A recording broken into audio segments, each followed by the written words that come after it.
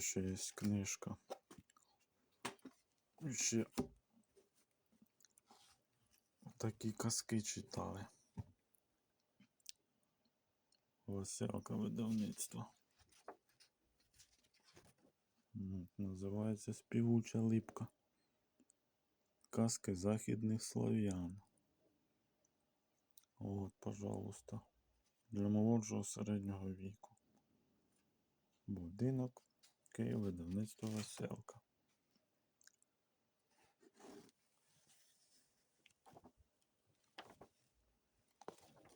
Треба почитати, вспомнить.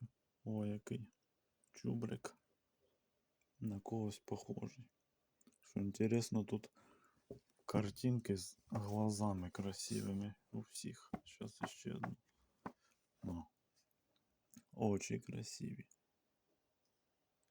Ну, який